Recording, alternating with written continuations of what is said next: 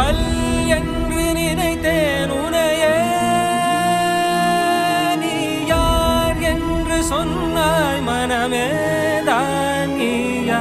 எதில் நீ இருந்தாய் எங்கோ மறைந்தாய், உன்னை தேடி அலைந்தேன் எனக்குள்ளே தெரிந்தாய். இது போதும் எனக்கு, வேறு வரங்கள் 100 வேண்டுமா? இறைவா இதுதான் நிறைவா?